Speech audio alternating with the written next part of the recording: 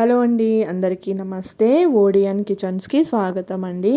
ఈరోజు వీడియో ఏంటంటే sweet కార్న్తో snack చేస్తున్నానండి. ఇది మనం బ్రేక్ఫాస్ట్ లాగా తినొచ్చు, ఈవినింగ్ టైం స్నాక్ లాగా తినొచ్చు. మీకు ఇష్టమైతే మీరు కూడా ఇలా ఒకసారి ట్రై చేయండి. టేస్ట్ అయితే చాలా బాగా వస్తుంది.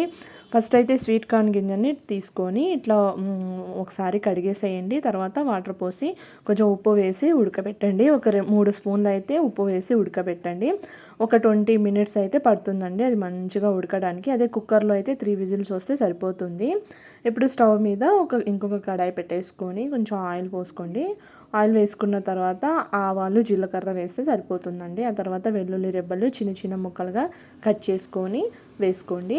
అది కొంచెం ఫ్రై అయ్యాక ఒక 1 సెకండ్ ఒక నిమిషం తర్వాత ఇవి కట్ చేసి పక్కన పెట్టుకున్న 2-3 పచ్చిమిర్చి, ఒక ఆనియన్, ఒక టొమాటో ముక్కలు వేసుకొని కొంచెం ఫ్రై అవ్వనివ్వండి.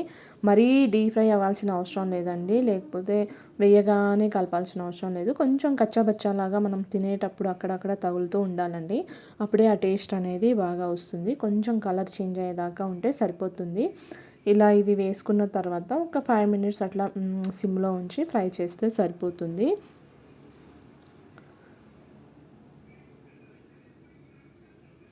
చూడండి, కొంచెం ఫ్రై అయ్యండి. దీంట్లోనే కొంచెం పెప్పర్ పౌడర్ వేసుకోండి. ఒకసారి పెప్పర్ పౌడర్ వేసుకున్న తర్వాత ఒకసారి కలిపేసేయండి.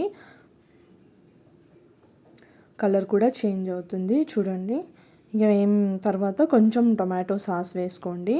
టొమాటో సాస్ వేసుకున్న తర్వాత ఒక 2 నిమిషాలు అట్లా మొత్తం కలిపేసి ఒక 2 నిమిషాలు అట్లా ఫ్రై అవ్వనివ్వండి. చూడండి, కొంచెం కచ్చాబచ్చాలాగే ఉంది చూడండి, మొత్తం ఫ్రై అవ్వలేదండి. బ్రౌన్ కలర్లో అలా రావాల్సిన అవసరం లేదు.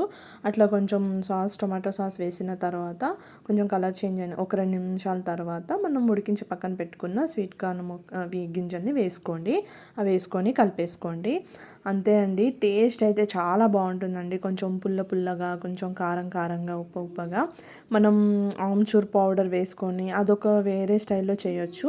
ఇదేంటంటే ఓన్లీ టమాటో సాస్ వేసి ఆనియన్ ముక్కలు ఇవన్నీ వేసుకొని లాస్ట్లో కొత్తిమీరతో గార్నిష్ చేసుకొని వేడివేడిగా సర్వ్ చేసుకొని తింటే ఆ టేస్ట్ చాలా బాగుంటుందండి. ఒకసారి మీరు కూడా ట్రై చేయండి.